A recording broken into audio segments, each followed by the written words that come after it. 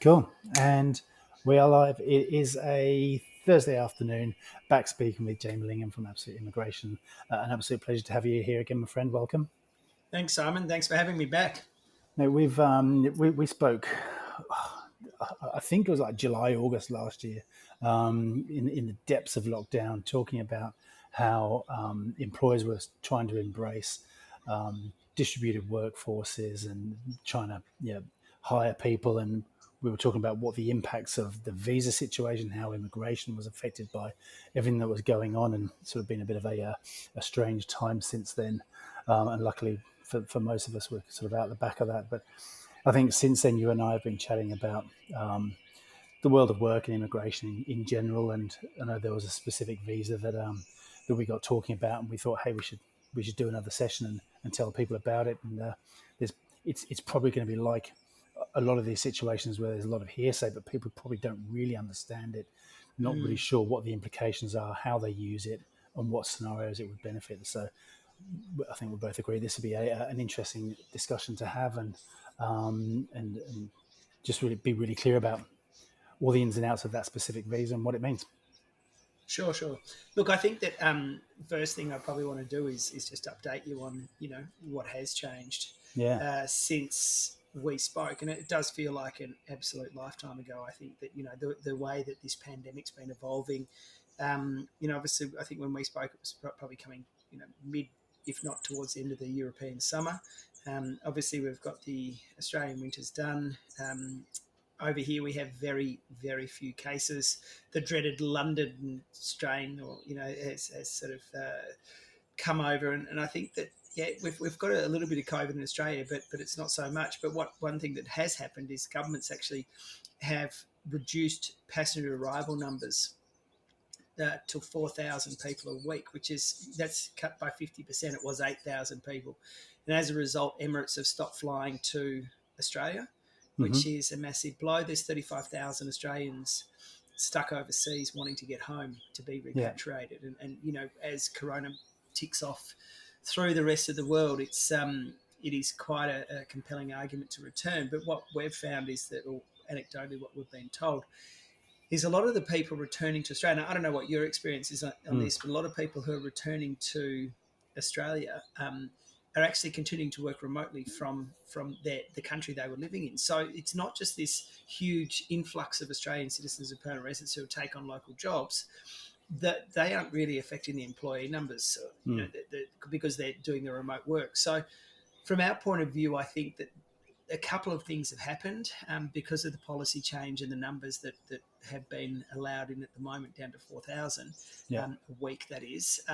It means that it's a lot tougher to get across. People who were getting travel exemptions previously without an issue, we are finding it's a lot, the bar's a lot higher. So I think that, with talk of the vaccine coming in, I think that's obviously going to be positive.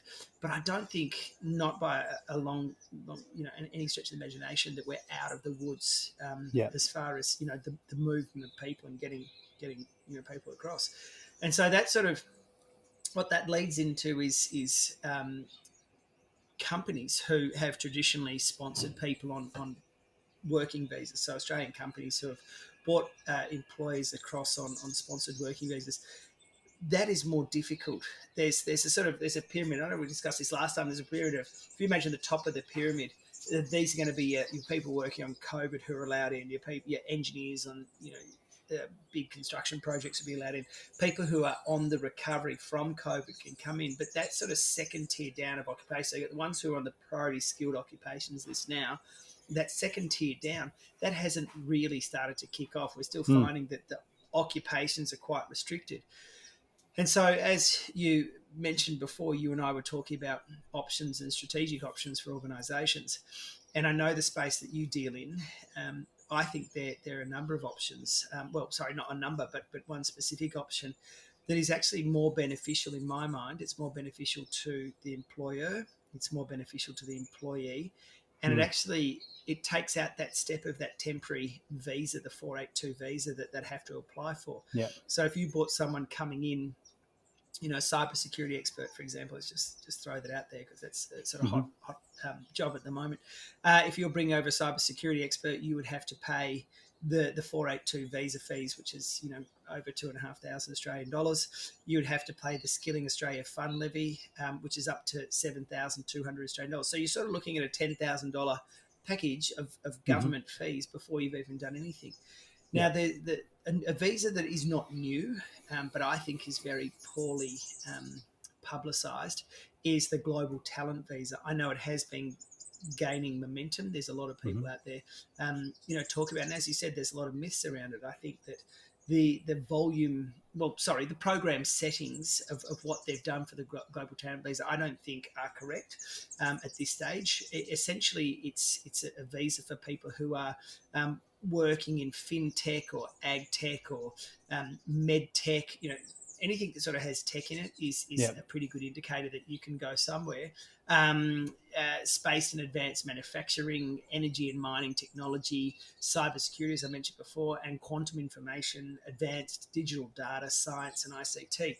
So essentially, it's quite there's a broad range of industries that it covers, but essentially the department or Australia, I suppose, the representative of the department's representative of Australia, what we need is for our sort of bounce back and our recovery are people who have a level of prominence in these fields. Mm. And what I'm saying by that is that, there's a minimum salary of 153,600 Australian dollars. And you can convert that to your pounds and to your US Yeah. dollars, etc. Yeah. It's obviously not so high. Mm. And so I think that if we're saying, is there an occupation around there that can attract that sort of money? Does the person have a level of, exposure in their field, as in, are they respected? Have they done presentations? Have they written articles? Have they been a thought leader? Yeah. I think that I hear a lot about, people who will make applications for the GTI visa, and I understand some of these people are getting through at the moment, that don't potentially have that level of prominence. But I think that the whole intention of the program was to say, okay, you want to bring someone over who's in that field. We want them to be pretty sharp Mm. and to be, really create teams. And I suppose if you take it a step further, which is probably interesting to you, you get someone who's great, who runs a great team. They know all their team back in their home country, and so Yeah. it's this sort of pathway in as well. Mm. There's that attraction strategy that you have by bringing the leader, and the team will follow. So I think there's a lot of merit in going through the global talent stream, and so if you look at it from an employer point of view, instead of paying the $10,000 for the sponsorship and then moving on to permanent residency in 3 years, which will cost you another, if the company's paying, it's another sort of $10,000 to $15,000. Yeah. So you've got a whole conversation here looking at $25,000 to $30,000 Yeah. to go for a temporary proposition to a permanent residency position. Whereas individuals on this visa, they can apply for the visa themselves. They go through what's called an expression of interest. The expression of interest is essentially the pre-application stage. That's where someone through the global talent section or the team will look at your application and say, you know what, Simon, you've got some good credentials, you've got some great experience, you got, hey, and I'm talking to you, right? This is just to you, and we think you'll be an asset to the country. And look, I mean, all the way from the UK, right? You're here, you are walking the walk. So what I'm saying is, I think that that there is a lot of options for people. But the other thing that's quite nice about this that I love is, at the moment, if you come on a temporary sponsored visa, it won't have a huge chance of being approved at this point in time. No. And to be honest, I mean, will it be 6 months or will it be 12 months until more freer travel happens? I don't know, but I think that if I was an employer in Australia looking for someone who was in this field, I would be going, okay, have a look at this position, have a look at this visa. And if I had a candidate who was fantastic, I'd say, look, I'm happy to give you the job.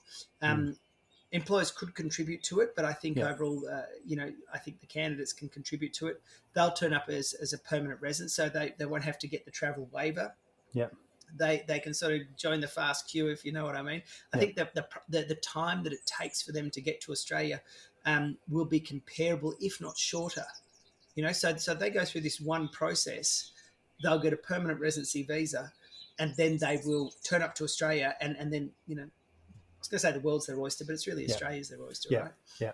Yeah. Cool. So it's 153,600 something. Is that package, or is that like the base component has to be that, That or would be the base component. And right? obviously, as you know, we have Yep. superannuation Yep. over here, and that's an extra 9.5%. So Yep. you're looking at sort of close to 170,000 Yep. package. Yep. But I Okay. think that my understanding of the type of people you talk with and the roles you deal with, I don't think that's too far away. Yeah. Yeah. Just have to turn on my do not disturb then. Just realised I had notifications coming through. Yeah. Yeah, so I agree. I think I think that for some of those senior roles, those sorts of some of the influential, say senior influential roles, that sort of salary certainly in the tech space is right. And so they need to be able to prove that they've got a degree of sort of authority, that they're well regarded in their space. How well defined are the criteria for that? Look, I think that it's subjective. Mm-hmm. The reality is that I could be working in a niche industry, Mm-hmm. and I might not be front page news, in Mm-hmm. the media, Yeah. but I will be well regarded in my Yeah. industry. Yeah. We recently did an application for a pain specialist. So someone who was specialising Oh in yeah. back pain, and Mm-hmm. instead of doing operations, come up with a lot of alternative solutions. And so, they were very highly regarded in their field. Yeah. You and I would never have heard of them. I never have. But I think that when you start to delve into what they've done, and so you look at things. So I suppose we're talking to two different people today, right? Yeah. We're talking to people who are there, who have done articles, who have presented at conferences, who have been, not even presented at conferences. I spoke to a guy today, and I was mentioning this to you earlier. He actually had a lot of high level defence projects, and he said, I've done all this stuff, but I can't actually tell you. Right, so it's a bit of an interesting conversation to say, when you've got someone there saying, I'd like to tell you what we've done, but because it's classified, because of my classification, I technically can't. And so I think that there's the people who are at the point at the moment today, and then for the people who may not be at the point but are close, I'd be saying, go and do some articles, go and Yeah. do some presentations, do some webinars, get out there, get your name out there, because essentially what this process requires is a nominator. And that is someone who's prominent in the industry, who understands the industry that these people are coming into, who can vouch for their employability in Australia. Because the last thing we want to do is to bring people across and they end up driving taxis. That's not the intention of the visa. Yeah. So I think having an organisation or an association or an individual who's prominent in the field. I mean, crew can certainly do it. Yeah. You've got enough experience and enough understanding of your industry that you could pretty much well know what someone's skills, experience, and qualification looks like, and what their chances of securing employment and at what level they'll come in at. So, yeah. Cool. And so, from a time frame perspective, from the submission that they make or the expression of interest that they make to potentially arriving, are we talking 3 months, 6 months? What do we think? Yeah, look, I think that now it's gained a bit of momentum. As I said at the start of the conversation, I think there's a few program settings that will need to be adjusted. Yeah. I know that there's people in Australia who are doing PhDs who are applying for these visas. So it's the sort of, they're focused on the potential of what they get, which I'm not saying is incorrect. My personal, and this is a personal view, is we should be looking for people who actually have proper work experience in the role, who have been, like doing the day-to-day stuff. I think I'm not taking anything away from the academics of the world, and yes, they could come and get paid well, but I think that what we need is practical knowledge, understanding, and application. So I'll always tell you the stuff that happens the fastest, because obviously they're your leading in stories. We did one recently, and it was, I think the EOI was approved in 2 days, and the visa, due to a delay outside of our control, more with the visa applicant, I think it was 4 months. Okay. So I think realistically, though, and as I said, I'll tell you the great one. I Yeah. think realistically, to manage, what do they say? Uh, Under promise and over deliver. I think I would have people putting it in a 12-month time frame. I'd say Yeah. we get the EOI in, 1 or 2 months later it would come back, Yeah. and then we'll go through the visa process. Yeah. So Yeah. Cool. Good to know. And so I think then from a hiring perspective, this probably lends itself with those timeframes in mind. It probably lends itself to some of the more strategic hiring that organisations are doing. It's potentially not going to be a fix for, oh, we've had someone resign and now we need to fill that role with someone equally as senior. This probably isn't a fix for that, but it's probably for as we build teams and grow teams. But this is the thing, right? This is what I said at the start, and that's why I brought up all the statistics on passenger arrivals. There is no quick fix today. No. If you said to me, I want to bring over 10 people to work on a big project, if they're not on the priority skilled occupations list of something to do with the priority skilled occupations, they're still not. They're not going to be here. They're not going to be here in 6 months or 12 months. Yeah. And so I think that everybody thinks in terms the way that you. Not you personally, but what I've found, a lot of people view the world as in this pre-COVID environment. Let's get the visa, let's jump on a plane, I'll see you next week. No, that stuff is out the window, and I still think that people have echoes of this, this previous world of how it operated. It does not operate that at all. I mean, you can't even go and book a flight and be guaranteed to get that flight. I remember, I don't know if you recall when I was a kid and you book a flight and you'd have to ring and confirm you're on the flight. I don't know if my mum used to just ring and confirm. I'm like, what do you mean ring and confirm? I booked a ticket. She's like, just ring and check in. It's sort of a bit those, none of it's guaranteed. None of it's guaranteed anymore. I think that's the thing that everybody's thinking this mindset. I need employee. I want to get it. It's like I was listening to the cricket the other day. See ball, hit ball. That's exactly that's the mentality. But it's actually a lot. The process is so much more prolonged, and it's so much more extensive, and it's so much more detailed. And what you could get in an instant previously pre-COVID, it's just not going to be that way. And so I think that if you're saying, well, is there a comparable product, as we call visas product, to get people across as quickly? No. And secondly, well, not outside of the priority list, but secondly, one thing it does do, it allows these people to turn up as a permanent resident. Which I think is and you'd probably know it's the holy grail of people coming to this country. Well, for the majority, some are just happy to come here for an experience and go back. Agreed. And I think there's probably a bit of onus there on the companies then to be providing environments and the work that is going to make that person stay. I mean, I think I could see employers thinking that potentially their insurance policy where they've sponsored someone and they hold the visa ship. That's a good phrase. When they hold the sponsorship, I'm going to run with it. Going to use it. When they hold the visa ship, that was kind of like an insurance policy for them. That, this person won't leave us. We'll get X amount of years out of them because we hold the sponsorship, and it's a big pain in the backside if they want to move. Now, if these people are coming in on a PR and they've been endorsed and they come in and they're permanent residents now. Is it permanent residents or citizens? Permanent residents, absolutely. Residents. So they're coming in on PRs. The onus then is on the employees to be providing the work environment and everything that's going to be fulfilling in exactly the same way they do to locals. Local Australians, absolutely. And I tell you this. So this is the thing. There's a couple of things in what you just said, which I find very interesting. Number one is the employers who sponsor people on a temporary visa and pay for all the levy and pay for all the visa applications, etc., so on and so forth. They've done all the heavy lifting. As soon as that person lands in Australia, they're open game. Right? At the end of the day, I could go and offer them a role, offer them a bit more money. They could change across to my sponsorship. I pay a fraction of the price because all I'm doing is a nomination transfer. I'm not doing all the heavy lifting of bringing across. So I think that one point is that companies who have done the heavy lifting and had people poached, that's a big expense for no guarantee. None of it's guaranteed. I remember we had a client and we brought over a lot of people for them, and they said, how do I keep these people? How do I lock them in?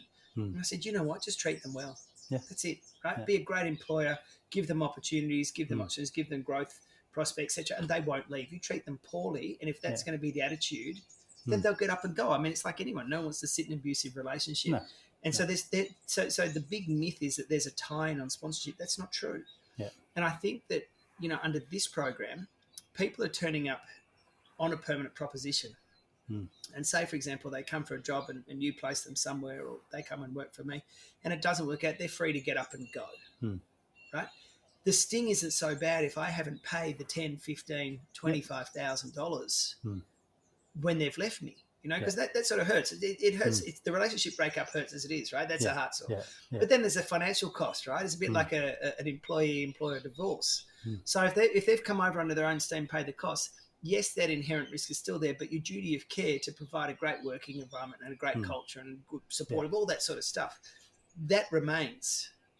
Yeah, and I was just gonna say, and I've seen, I've lost track of the amount of times I've seen employers who've sponsored people and it's not working, but the employers loathe to let people go because I've paid for this, and they sort of grind through it and battle through it, and 6 months down the time it's just irretrievable, and that can put both parties off doing anything like that again. It's just no point doing it. It's just basic, isn't it? Just treat people decently. Treat people how you want to be treated. Yeah. Well, you've got to be happy, and as I said, I mean, there is a financial cost to it, and it does. I mean, I've witnessed it on a number of occasions with our clients who throw money at getting talent and paying for the visas, and then the people come over and they go, great, I got the visa, I'll see you later. I mean, the worst one from my point of view, because I deal with a lot of employers, is when the employer, as soon as they get their permanent residency, the next day they just go. It's like, come on, don't ruin it for the next person coming along, because it is a gift. Cool. All right. So we've spoken about this visa. Had a bit of an existential rambling about how to treat employees. Very quickly, what's your thoughts on the visa situation for the rest of 2021? Are we going to see much change? Do you think it's going to stay pretty stagnant? Look, I think that as we get new strains of COVID popping up around, I think that the Australian government, and not just the Australian government, I think it's more the state premiers have done a good job of getting us down to significantly low numbers. I think they want to protect. I know they want to protect that, but I think that the economic reality of people not coming into the country at some stage has to come into the picture. I think that we need to realise that you can't pump tens and tens of billions of dollars into infrastructure projects and other projects to stimulate the economy and sort of kickstart us back into action without having access to people from overseas. And that's the real conversation. So what I personally see, I think that with the 4,000 entry per week, it's going to be interesting to happen. It has to change in some way. I made a suggestion to a senior person at the department a couple of weeks ago. I said, what you should have done is, we have a skill shortage of 26,000 people to come and pick fruit. Why don't we just land near the quarantine, get them out there, they can pick fruit for 2 weeks, they've been productive, they've been outside, they're happy. Our fruit's picked, make sure it's washed before you send it back, and then off you go. So I mean, obviously, it's sort of being a bit funny about it, but there's got to be ways that it's starting to turn around, and they're talking about putting people in quarantine in mining camps and other things like that, where they are actually in the middle of nowhere. Get them chopping up rocks, like in the gulag. It's funny you mentioned the fruit pickers, because it's been in the news this week, isn't it? Whole vineyards and orchards just rotting because just dying. Haven't been able to get the people to pick the fruit, and something that we've traditionally relied on holiday visa workers who are here on holiday visas have to do some remote work for 2 to 4 weeks or whatever it is. Traditionally, that's been a good source of employment for those people. That's gone. 80,000. I think my understanding is 80,000 of the 120,000 or so working holiday maker visas have now departed Australia. I think we've lost 160,000 overseas students, and these numbers aren't being replenished. You know, we had such a good source. I think it was 100 and let's call it 120,000 a year for the sake of the conversation. Working holiday makers coming in, so we just had a fresh batch, eager, you know, kids to get out and pick fruit, and, you know, do all those sort of fun things. And you're right, we don't have that. Yeah. And then we had people who were on JobKeeper to go and do it. They didn't like it, too hard. I just go home. There's no hunger, right? There's none of the Great Depression where people would walk, you know, like 16 towns just begging for work. It just never happened. Uphill, barefoot in the snow. Correct. Cool. Yeah, exactly. Mate, as always, an absolute pleasure. Thank you so much. I'll get the links off you, and we'll put the links in the comments for this on the YouTube version, so people can jump in. They can jump over to your site, hit you up for a chat, or have a look at the documentation themselves. But mate, thank you again. I appreciate your time. As always, an absolute pleasure. Jamie Lingham. Pleasure's all mine. Thank you, my friend. Thanks, Simon. It's been awesome. Good to talk to you. Cheers, buddy. Take it easy. See you, mate. Bye.